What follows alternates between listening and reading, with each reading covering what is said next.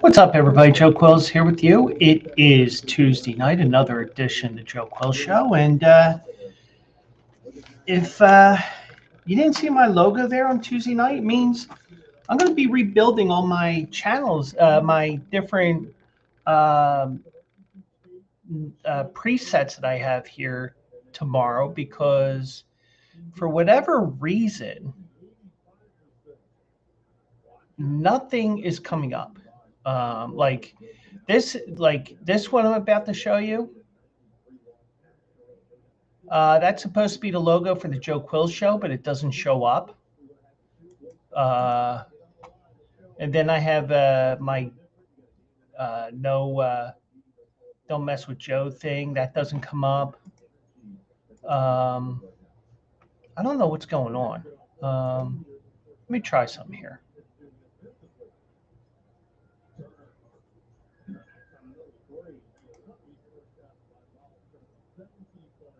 And I'm just playing around here because for whatever reason, this stuff is not coming up. Okay.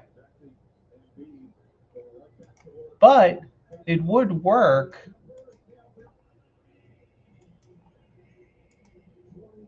No, it doesn't work. All right, it's going to be one of those days tomorrow. I got to start figuring shit out and play around with my setup and everything here because for whatever reason my stuff isn't coming up, and that's not a good sign because, for example, when I'm with you guys on Saturday for Also Eligible, I need to have my screen share working because of the fact that um, I show you, for example, different things that come up, um, different thing, videos. I'd like to show the programs, the past performances as well. So I'd be like, well, this particular track was crap, but when you look back to this previous race, ran a much better race against similar company. You know, little things like that because, the one thing is, even though I might not pick the winner for you guys, maybe I can tip you guys off onto something, kind of like how I tipped off a little bit about Skippy Longstocking on Saturday, who won the Pegasus World Cup. But so for some reason this isn't working. I gotta play around with this tomorrow, and probably means you're gonna see me popping online here tomorrow, um, doing a couple of different things here. Um, so I don't know what's going on, but I have to fix that tomorrow for to figure out why that wasn't working. But um, we'll figure it out. So, anyways, hope everybody's doing well out there. Obviously, better than me because my graphics and underlays and all that shit isn't working. And I don't know. But like I said, I'm not a first ballot Hall of Famer. I'm not a first ballot Hall of Shamer either. And that's a little play on words with everything that was going on with Bill Belichick today because apparently he's not in the Hall of Fame. So.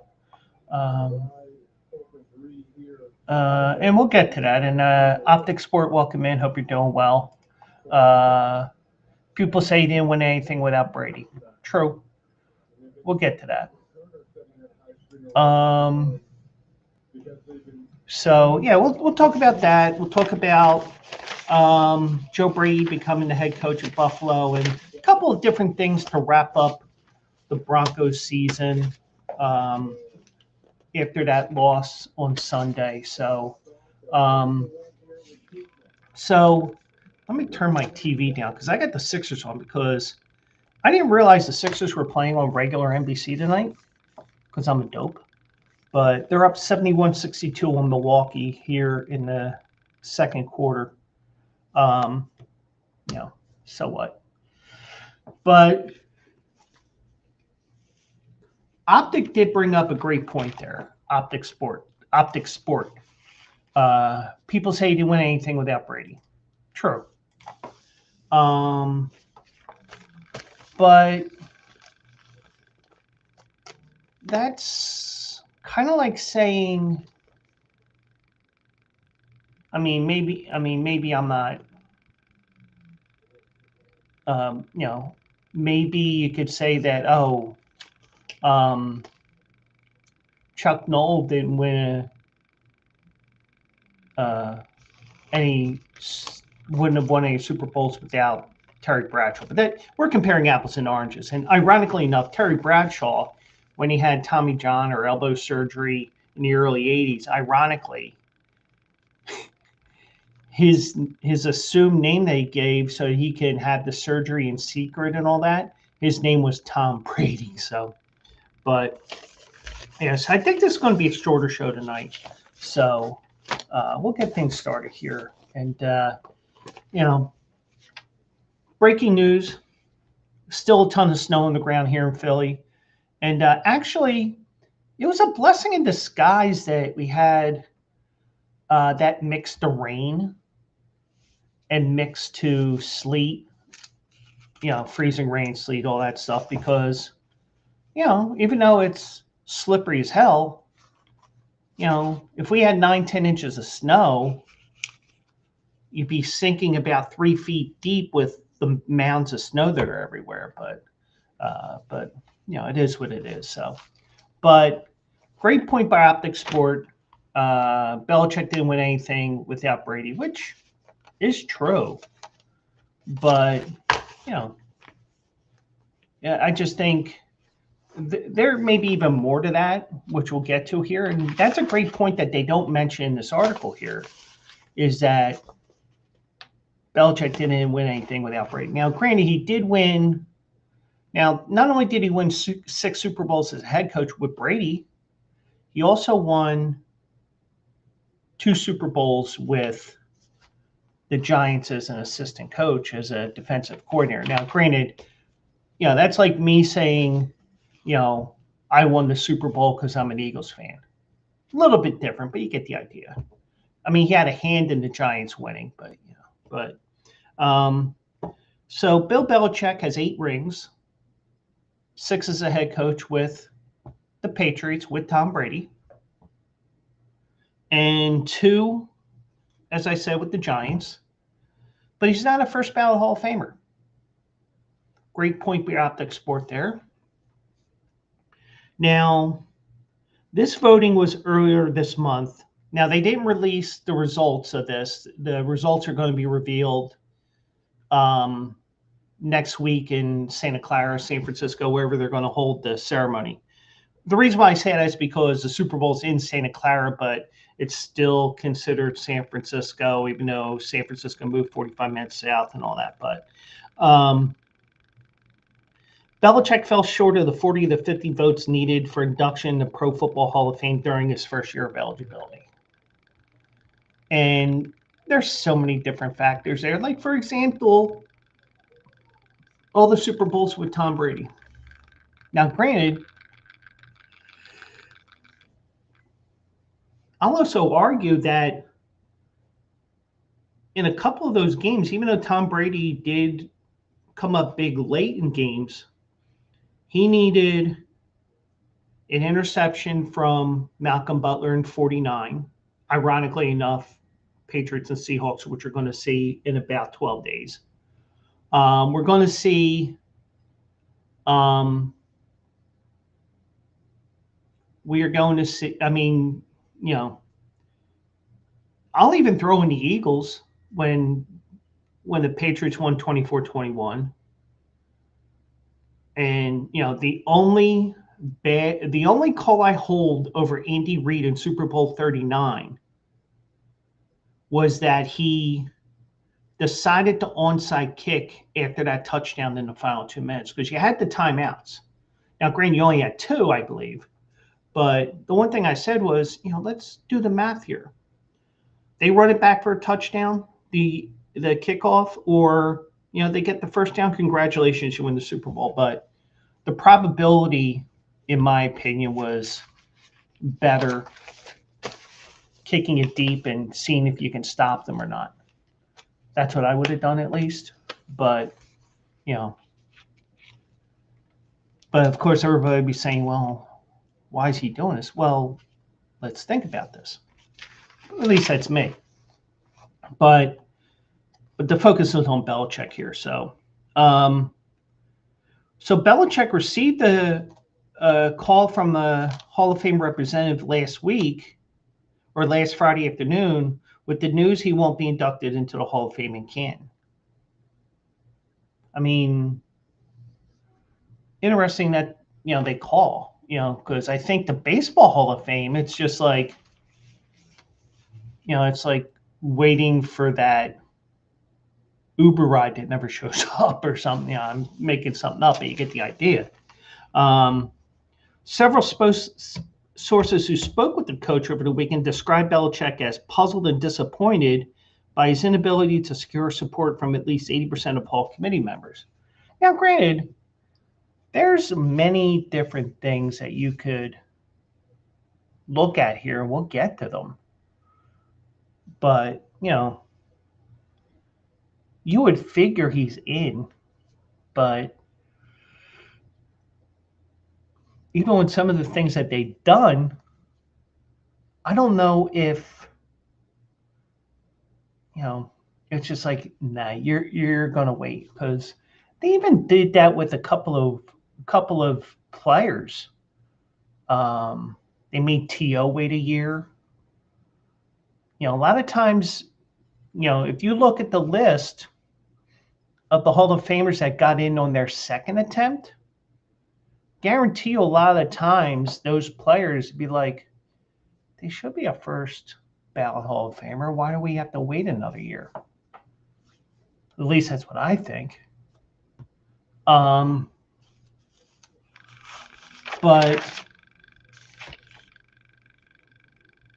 apparently Belichick asked an associate, 6 Super Bowls isn't enough. But like Optic Sports said, people say he didn't win anything without Brady. Yeah, but sometimes one makes the other greater, and, you know, some of the parts and all that stuff. So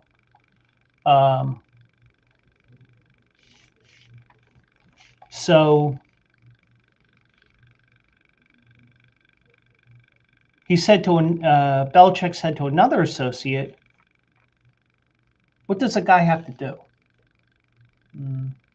Maybe keep your nose clean." We'll get to that, because somebody who does vote for the Hall under anonymity did say something as well. So,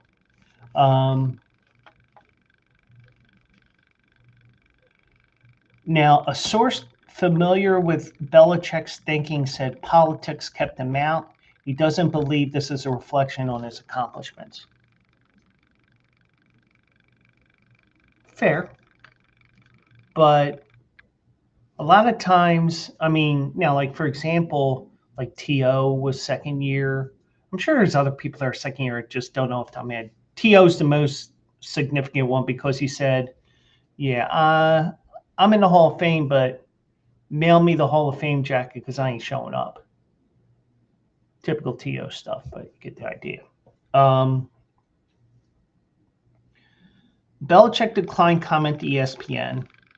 A spokesperson for the Hall provided a statement that the Pro Football Hall of Fame does not comment on the voting of the selection committee and awaits the unveiling of the class of 26 at the NFL Honors on February 5th in San Francisco. So probably the theater that they're going to have it in, probably the San Francisco Symphony Hall or whatever they would call it there. That's probably where they're having it. You know, because I imagine Radio Row will be in San Francisco as well. So I think a lot of this comes together here. So, the inductees are scheduled to be announced next week during the Super Bowl activities. And I don't remember what they did last year, other than Eric Allen, please stand up. Jared Allen, please stand up. The 4 guys that got in. I think but I think the one thing is they do it for this television event, but it was it Sterling Sharp that got in last year?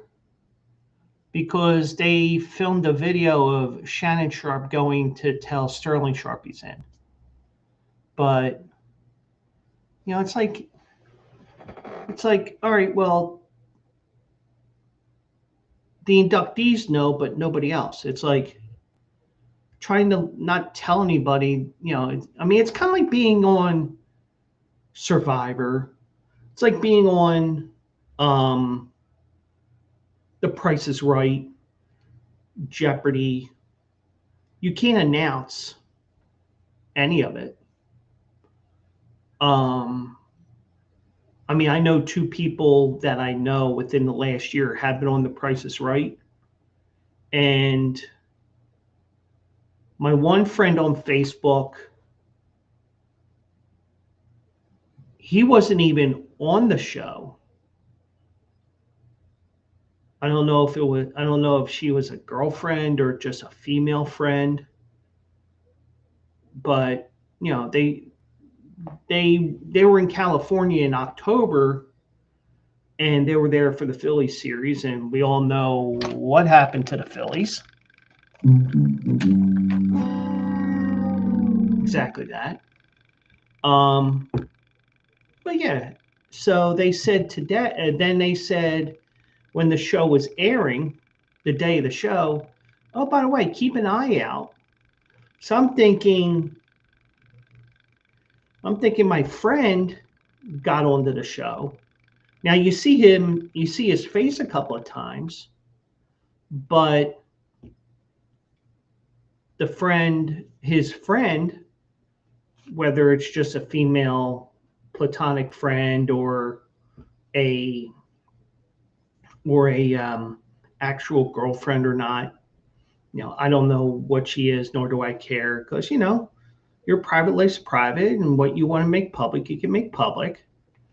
Even though I'm single, I probably wouldn't tell much about my public life until like, oh, by the way, I'm engaged now. Oh, by the way, but I'm not going to be Aaron Rodgers where, oh yeah, I'm married to this chick named whatever. But going back to Belichick here, I don't like these little leaks.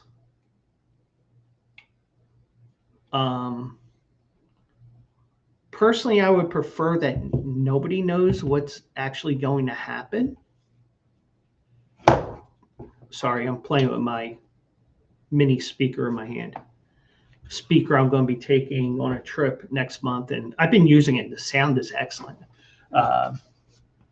So the nominees will be announced the inductees will be announced next week. Now, the voting committee is composed mostly of veteran NFL reporters, but includes football figures such as former general manager Bill Polian and former coach Tony Dungy. Both of those are Hall of Famers. Now, I don't think this is a case of Curt Schilling, for example. And I'm comparing apples and oranges here because in terms of the playoffs, aka the postseason in baseball, Curt Schilling's a no doubt about Hall of Famer if you just took the postseason and judged just that. But in terms of his whole career, he didn't have the threshold of wins. And, that's the thing here. A lot of us will look at baseball every November when the ballot comes out, and in January when, voila, Buster Posey, you are in the 2027 class, or Chase Utley, because I think it's going to be Posey and Utley next year. quote me on that now. But I think Schilling was not that great with the media. He was a total douche. And then on top of that, he was even more of an asshole on Twitter when it was then Twitter. But, you know, and all the things added up. It's like, no. And then Schilling, even though he still had a year or two left in the voting process, said, fuck you guys, don't vote for me. Well, he might have actually said that word for word, but you get the idea. But we all know Bill Belichick's press conferences because he didn't want to be there. And we got every once in a while, we got a golden comment like years ago when New England lost a game that they shouldn't have lost, or at least they felt like they shouldn't have lost. And Bill Belichick goes, "Oh, we're on to Cincinnati." Well, what about this? What about what happened here in the third quarter? We're on to Cincinnati. Didn't really want to talk to the media, but he did because he had to. So that sort of thing was the case here. So I don't know if it's the next part that I may mention. I mean, it may be some of the things that mentioned on top of what Optic Sport mentioned, but so now we all know Belichick and Robert Kraft both have been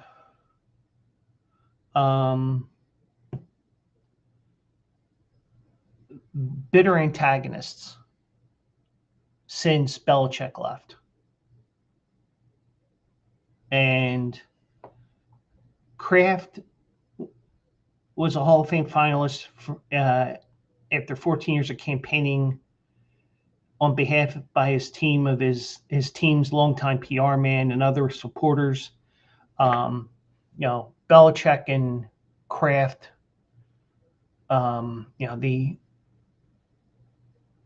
situation blew up and then some when Belichick was forced out. And that's why I said when Gerard Mayo, who was the man in waiting, which superseded all the Rooney Rule stuff, I mean, we'll even do that tangent here.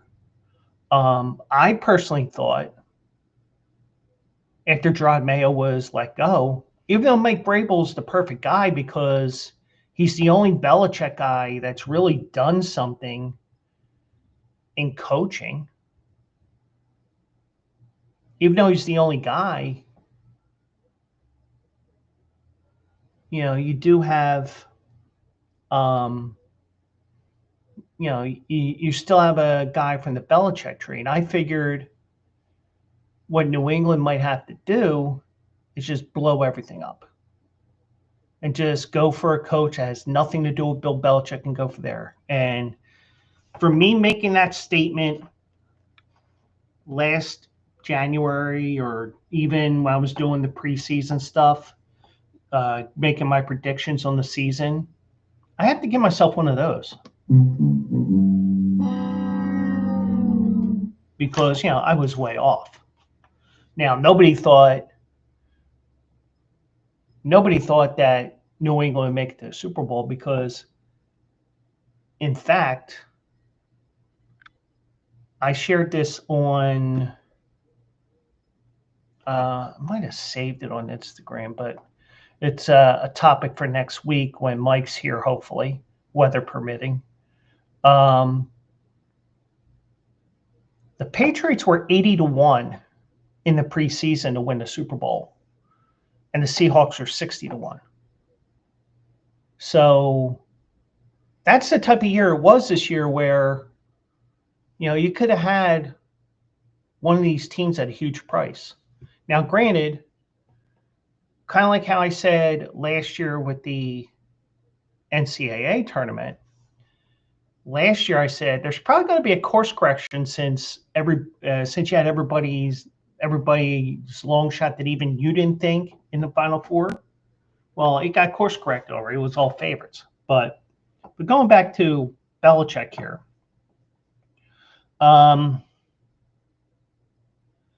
so it's unknown whether Robert Kraft or any other finalist received the necessary votes for induction. I did hear Robert Kraft is in the Massage Parlor Hall of Fame, but because he had that Kraft ate Orchids of Asia.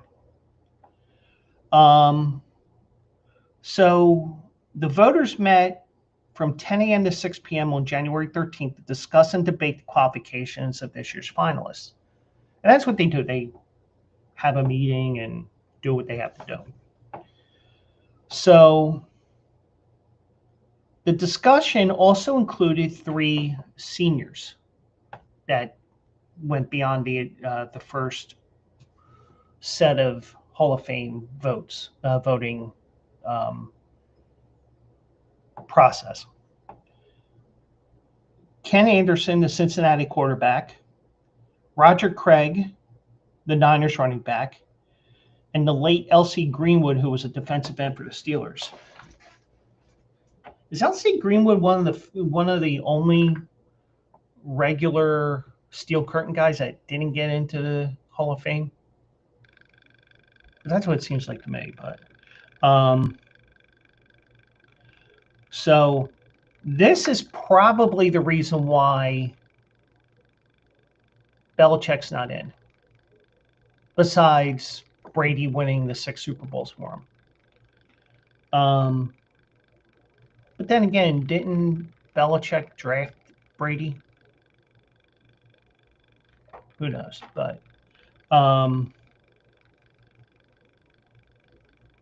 multiple sources told ESPN that Spygate and Deflategate, the twin cheating scandals during the Patriots championship run, came up in deliberations among voters. Kind of like in baseball. Oh, he took steroids, or we think he took steroids, but he never failed a piss test. I mean, I think we're beyond that now, but you get what I mean.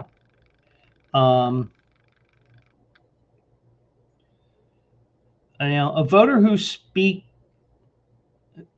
spoke on condition anonymity said that Bill Polian, an ardent Kraft supporter and former general manager of the Bills and Colts, a chief Patriots rival during their dynasty, told some voters he believed Belichick should wait a year before induction as penance for Spygate, which was that cheating scandal that cost a first-round pick. They were taking video of the clock, and they would take picture of the Jets doing signs and stuff like that. So, and then they got caught a second time in Cincinnati too. Ironically enough, when they were playing, when Cincinnati was playing Cleveland, so they weren't even. I mean, they were a week ahead. They were doing sign stealing for that too. But Polian did not immediately respond to a request for a comment about what is alleged that he said. Peter King, the writer who retired last year, at least I think it was last year, he's now retired from the Hall of Fame voting committee, said, "Holy fuck, I'm very, very surprised. A lot of things happen in that room that are unexpected. And of course, this is a big surprise to me." I mean, at least he knows what goes on there. Now, obviously, he's not going to mention what goes on in that room, even in those 32 years that he was a Hall of Fame voter. But, I think you can generalize some of the things that was going on there, and just some weird, um,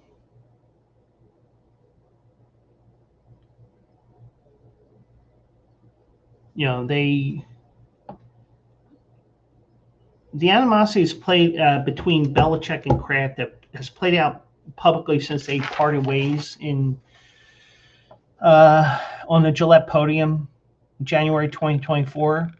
It's even gotten worse since Belichick took the coaching job in North Carolina. And I'm sure Bill Belichick's not too thrilled about the fact that the Patriots are in the Super Bowl either, even though his disciple, Mike Vrabel, is taking the Patriots to the Super Bowl. So I guess mixed feelings, but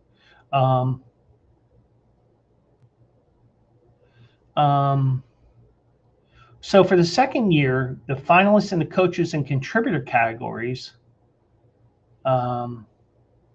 Belichick and Kraft are competing against 3 senior nominees. Each voter can only select 3 finalists. Multiple sources among the voters had predicted it was possible, maybe even probable, that Kraft could have been elected, but not Belichick, or vice versa. But we'll find out next week who gets in. Well, who in general, not just the names that we're mentioning here in this one committee. But Belichick, he's 17 division titles, 6 Super Bowls, 21 winning seasons.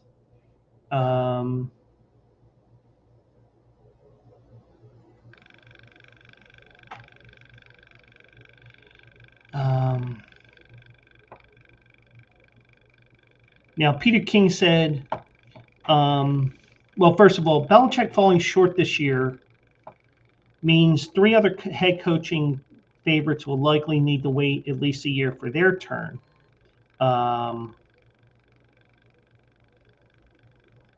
Mike Shanahan, Tom Coughlin, and last year's coaching finalist who fell short, Mike Holmgren. The 8 semifinalists, the other 8 semifinalists this year were Tom Coughlin, Mike Holmgren, Chuck Knox, Buddy Parker, Dan Reeves, Marty Schottenheimer, George Seifert, and Mike Shanahan.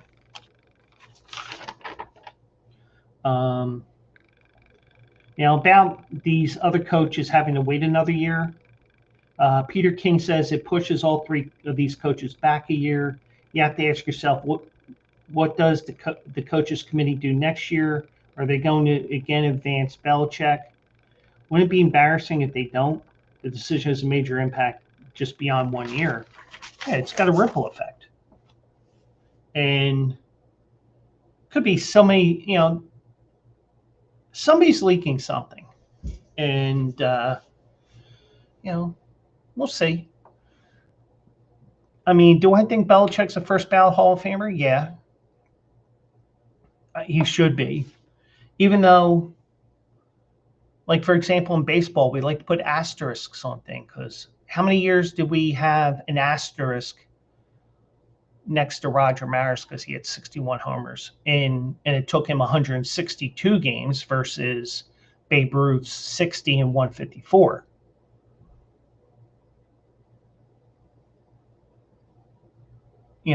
You could put an asterisk next to Bill Belichick and say, oh yeah, he had Spygate, he had Deflategate, he had Tom Brady, he had this, he had that, he was on the Cincinnati, all that stuff. But he'll eventually get in. And maybe his girlfriend will see it. I'm sure there'll probably be some video of her wearing his coat. That crazy bitch. But so Belichick did not get in. And I saw that late this afternoon. I was like, This was a bit interesting to me. So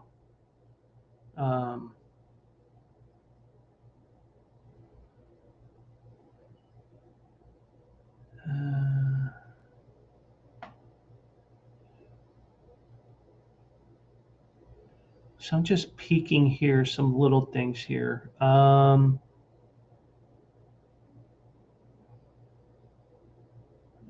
did see one thing here, but I lost it. God damn it.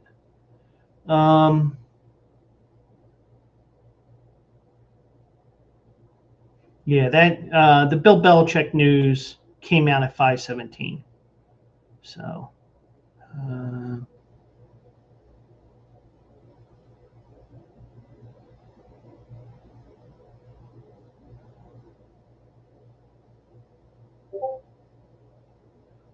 so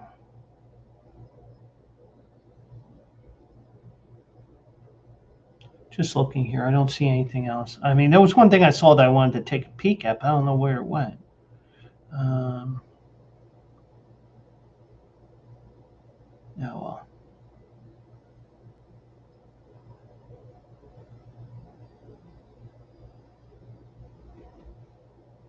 Okay. So Bill Belichick, potential Hall of Famer, but he has to wait a year. One guy who's starting that road is Joe Brady.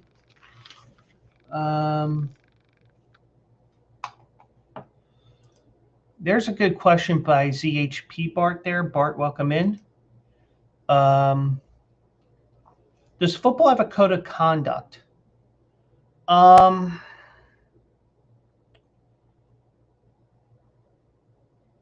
I don't think they do, but you can actually. Oh, okay. Mike changed names on me.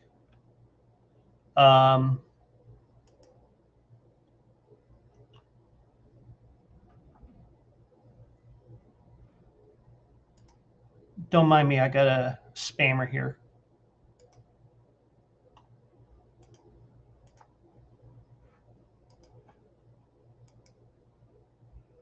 So,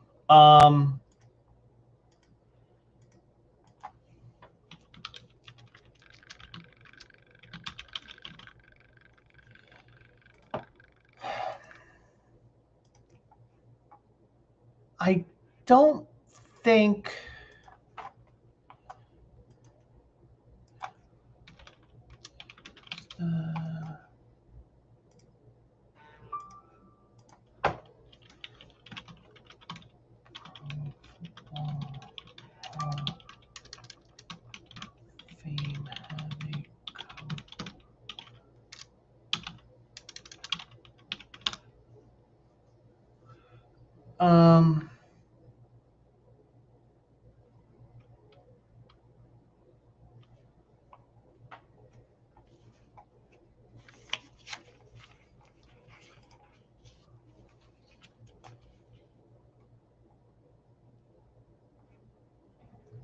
I don't think they do, because let me try this.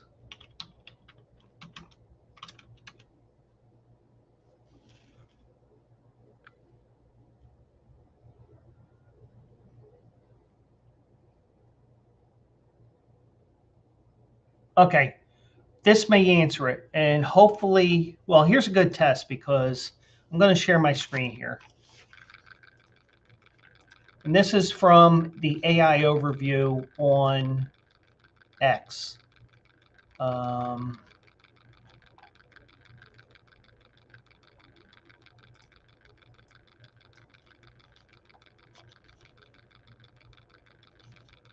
So yes, the Pro Football Selection Committee operates under strict formal guidelines and bylaws requiring members to adhere to a code of conduct regarding the selection process. But voters must register. So I don't think that they.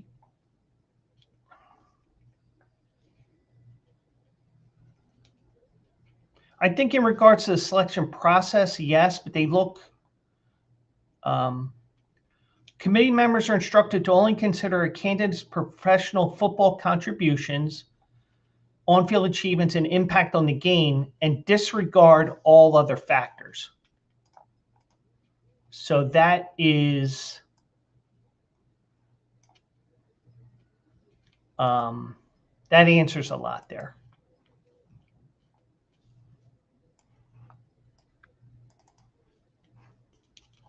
So that answers your question here, that they don't necessarily go and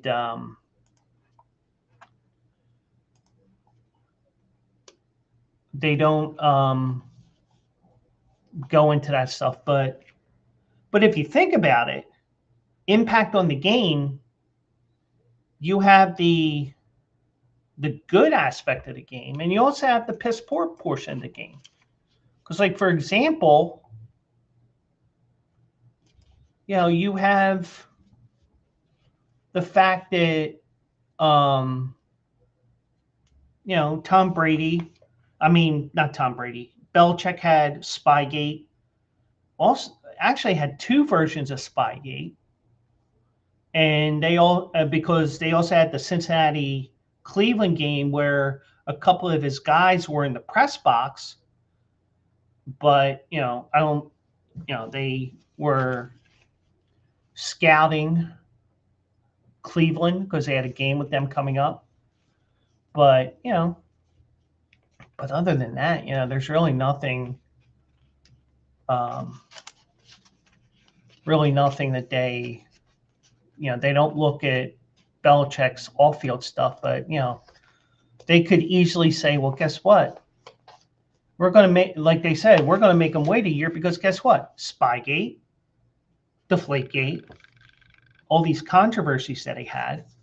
Or it may just be, let's get Robert Kraft here before he dies getting a handy at the a crafty at the Orchids of Asia, or I Love Massage on North 9th Street in Chinatown. By the way, I forgot to show you. I forgot to remind you that. Oh, by the way, look there real quick, because we wanted to get out of there as quickly as possible. But yeah, so it's I think it was more. I think that they're holding Spygate and Deflategate on him, which they can do. So, anyways, I was telling you about Joe Brady. He was promoted from offensive coordinator to be the head coach. He gets a 5-year deal. He replaces Sean McDermott, who was fired last week. Apparently you can fire a head coach 2 weeks later than everyone and still get a head coach before the Eagles get an offensive coordinator. And I would show you the meme that that somebody posted on my friend's Discord, but since nothing is sharing right now for whatever reason, I have to play around with this tomorrow. But Sean McDermott was fired last week, as we remember. Bills were eliminated by the Broncos in the divisional round. McDermott spent 9 years as the head coach.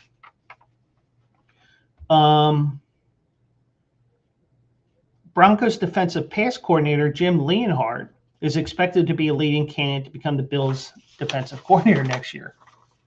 Now, Brady, who is only 36 years old, so he's going to be the youngest coach in the NFL, I believe. He's been with the organization since 2022, initially joining McDermott's staff as the team's quarterback coach. He became interim offensive coordinator in November 2023 when Ken Dorsey was fired. Brady was the team full-time offensive coordinator the last 2 years. Since promoting Brady, the Bills have ranked first in EPA per play, whatever that means, and second in points per game. Bills had 9 games with 30 points this year. Tied for the Rams with the most in the NFL. Well, in the Bills' case, they had to do it because their defense was shit. Josh Allen won his first MVP award in 2024. James Cook finished with the rushing title this year. Buffalo's offense in 24 also broke the records for most points, touchdowns in a season in franchise history. Now, Brady has interviewed for several jobs over the past few years. And like I said with Phillip Rivers last year, nothing hurts by taking an interview. You do an interview, you know, that gives you an experience to do the next interview the next year. But Brady was the first candidate the Bills interviewed. Allen has spoken favorably of Brady in the past, as have other offensive players. So apparently, part of the reason why McDermott was fired was seeing the devastation and emotion of Josh Allen's face in the Bills locker room. Now, I don't know how anybody feels about this, but Josh Allen was part of the interview process. Now, granted, I mean, I personally don't like it, but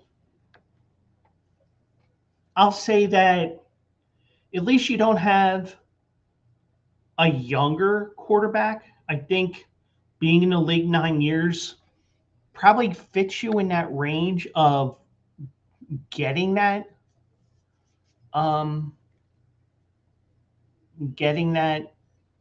privilege, especially someone who's been there 5 years. Somebody that's been there 9 years, so I guess he's earned that right. But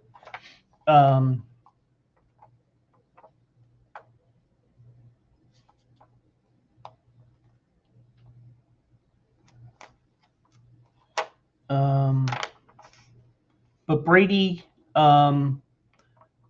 was also, before he went to Buffalo, he was offensive coordinator with the Panthers in 20 and 21. And pass game coordinator at LSU and wide receivers coach that year that they won the national championship in 2019. And he was on Sean Payton's staff with the New Orleans Saints as an offensive assistant in 2017 and 18. So, probably not a surprise. I think that,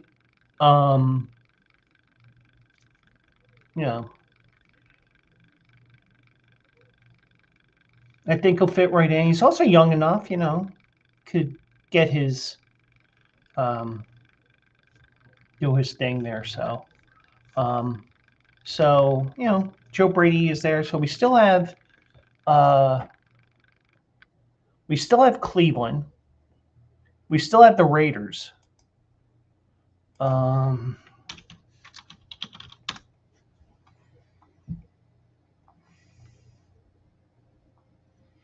Brian Daboll will be the offensive coordinator with Tennessee.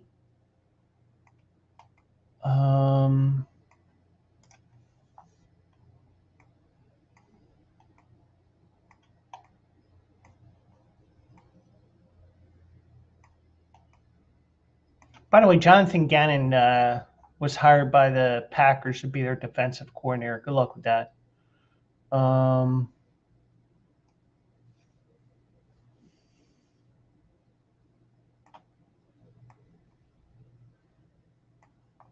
Trying to see here.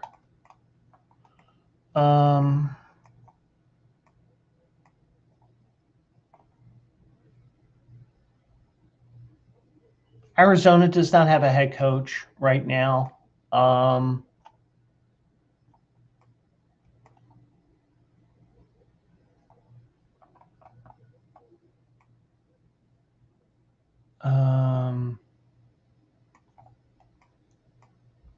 Cleveland doesn't have a head coach. That's 2. Raiders don't have a coach. That's 3.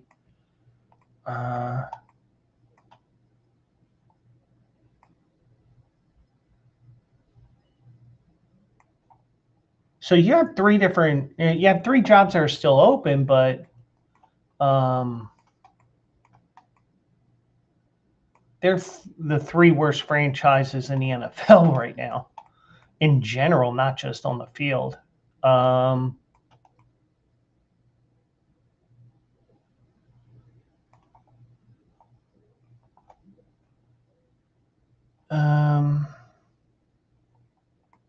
And from what I'm seeing here in terms of the offensive coordinator interviews, from what we know, the Eagles completed offensive coordinator interviews with Matt Nagy and Frank Smith. They have a interview scheduled with Sean Mannion, who's the Packers quarterback coach. And the guy that I want the Eagles to sign for the sake of my fantasy football teams next year, Jim Bob Cooter. Because if I draft Jalen Hurts this year, like I did last year, like I did the year before, and it's because, it's more than just he's an Eagles fan. And, the guy in the one league that I was in, we were talking during the draft. I said, and we were just saying how he's more than just a quarterback. He's a quarterback and a running back in one. If I get to draft Jalen Hurts, I'm naming my fantasy team my Cooter Hurts. But I digress.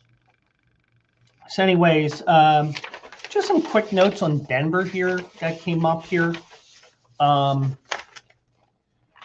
Broncos fired Joe Lombardi, the offensive coordinator. I don't know. I don't think Bo Nix did that great of a job, even though he won 14 games. I think he got scapegoated, but it is what it is. But Sean Payton let him go today.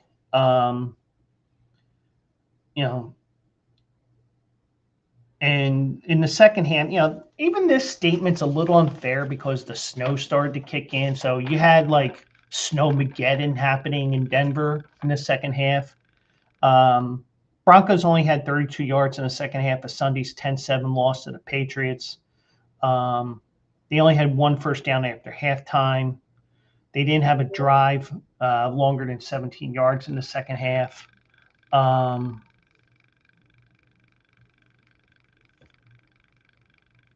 So Lombardi spent 12 years on two different stints on Peyton's staff with the New Orleans Saints, and had been the Broncos offensive coordinator. And here's where you get to the point where, the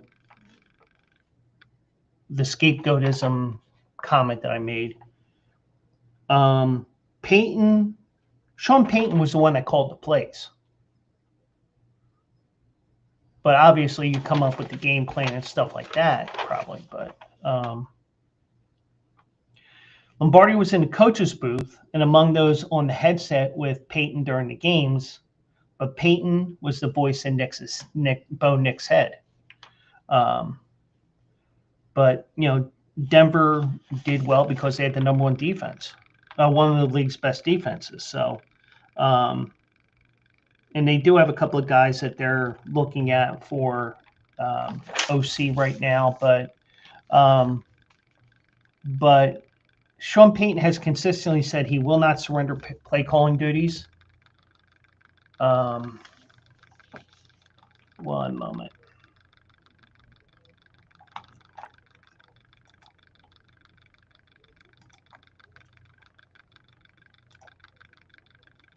Uno momento.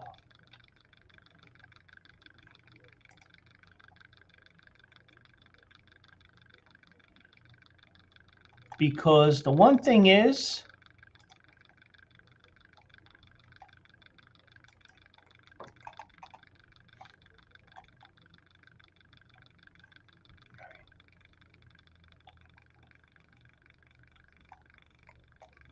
hold on.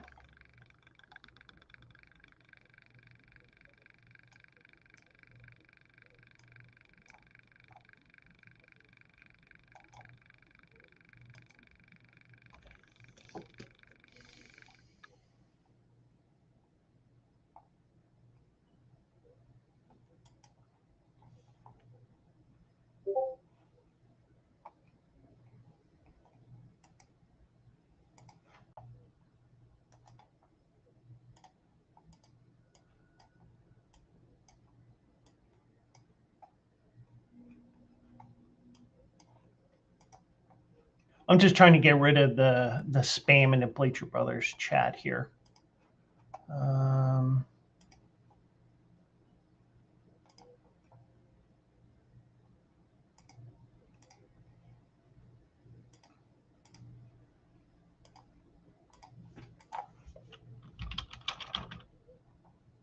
Boom. There we go. So, because the one thing is, when I get it in one channel, I know it's coming in the other one. It's just the way things are. But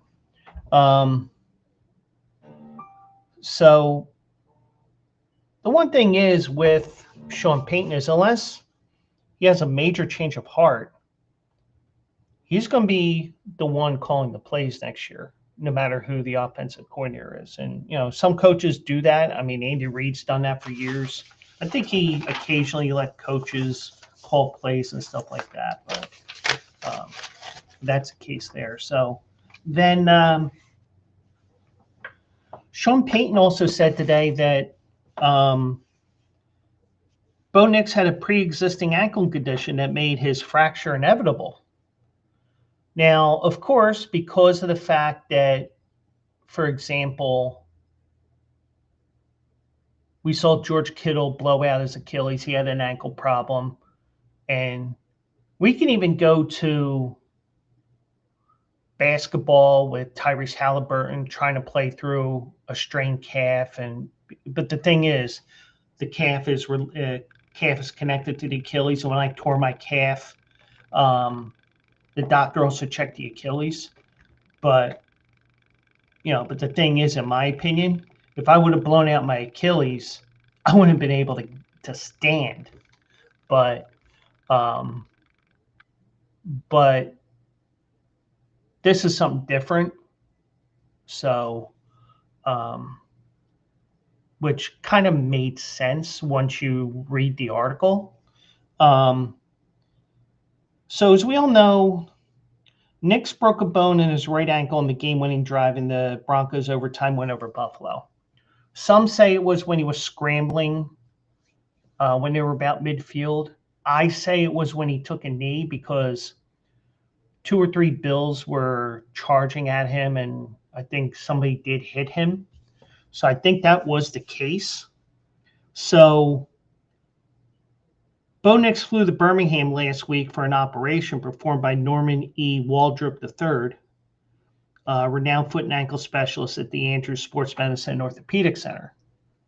And Nix was there in a suite for the game on Sunday.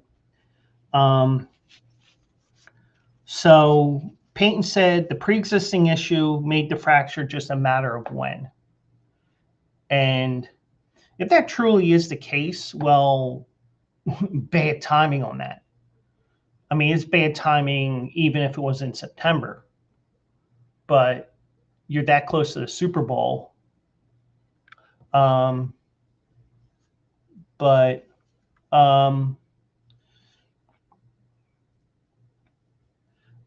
Payton said what was found was a condition that was predisposed. They always find a little more when they go in. Yeah, especially when you have a specialist doing this. It wasn't just a matter of if, it was a matter of when. When you look at the play, you're trying to evaluate it. The operating surgeon said that this was going to happen sooner than later. Now you go about the rehab, proper orthotics, and all those things. Payton has no concerns for Nick's health going forward, even though Nix has several ankle operations going back to high school.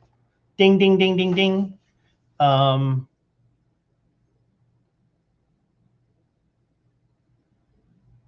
No, I don't have that. Okay. I was looking to see if I had a drop for that, but I don't. So Payton said he'll rehab his tail off and be ready and healthy, blah, blah, blah. So they think Nix will be the general manager, George Patton, said Nixon is tracking to return in May when the Broncos begin organized team activities. But it looks like with Nix, he probably had this issue in high school and in college, and and I don't want to say that he didn't do the job. They didn't do the job properly, but if you think about it, the NFL, I mean, the four major sports, they probably have access to some of the best surgeons in the country when it comes to elbows and ankles and knees and all that. So they got doctors that are well renowned at their fields. So that is definitely the case there. So one other bit of news here for you, and I'm not going to fly in the video, the also eligible logo, because for whatever reason, these videos are not coming. The thing isn't coming up for whatever reason. I don't know why. I got to play around. I'll play around with it tomorrow, but if not tomorrow, definitely on Friday. But especially Friday because I have my show on Saturday. But we're definitely going to look at Gulfstream Park. And if Aqueduct cancels, which I project they're going to do, we will have, the whole show will be based on Aqueduct, on Gulfstream. If Aqueduct does run, we'll do a little bit of both. We'll look at the Oaks and Derby races that they have there. Now, Oaklawn's races have been moved back. And like I said last night, they're actually in a national park. So they can't use the chemicals that a lot of other tracks use. So they have to, sometimes it'll take a little longer. And also just the fact that we're in a deep freeze here, and I caught, and if I could show it, I would, but I was joking around because I saw somebody mention this. I saw Vic Stoffer, who's the racetrack announcer at Turf Paradise. He was in a conversation with Matthew DeSantis, who was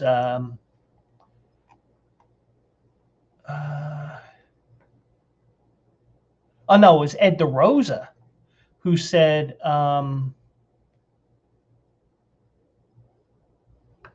he was talking about Hawthorne, their license being suspended, their harness license suspended, because they've been having financial issues with the harness meet.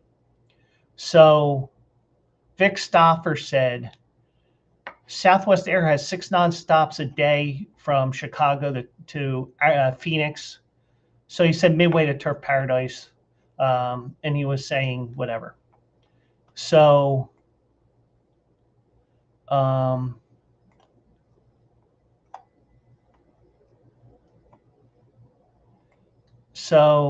the one thing I said as a joke,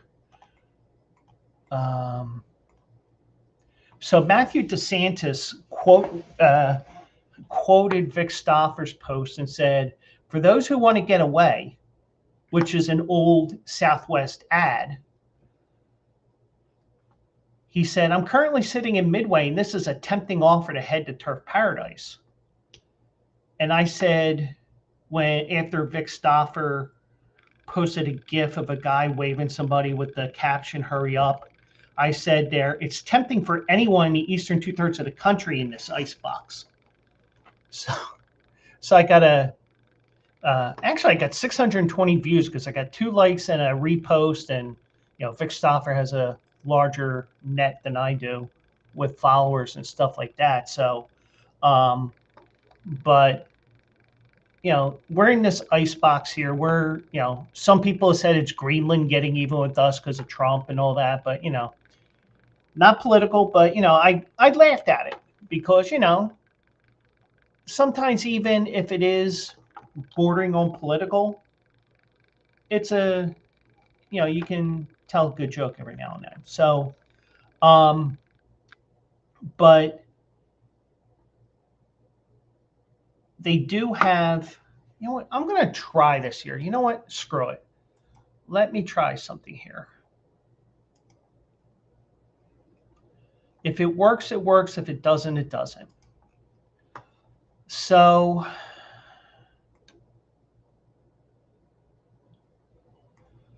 Aqueduct did draw for Saturday's card. Now, I am seeing there's a possibility of snow as well next weekend, but not as much as they were saying a couple of days ago when I was looking at my phone.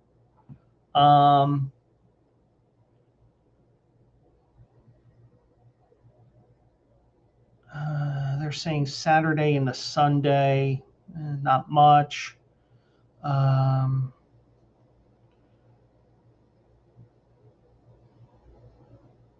Actually, they're not saying any snow, but it's only going to be 17 degrees on Saturday. So I think that they will postpone these races to next week.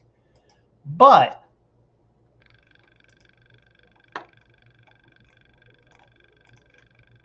even though technically, yeah, it was fine. So technically, even though it's not an actual thing, you do have the Withers here, which is a $200,000 race that's on the road to the Kentucky Derby, and it's 20 points to the winner. Let's see if this works or not. So let's see. Yes, it did. Hey. So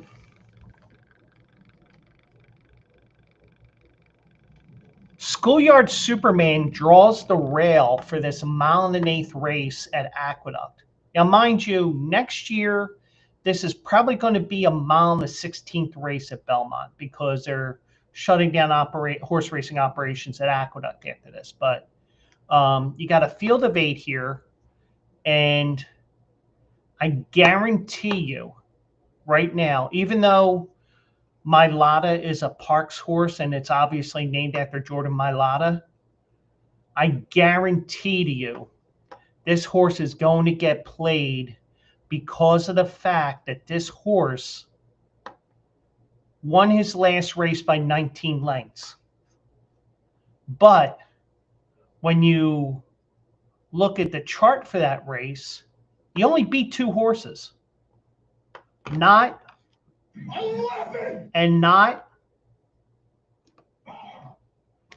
beat 2.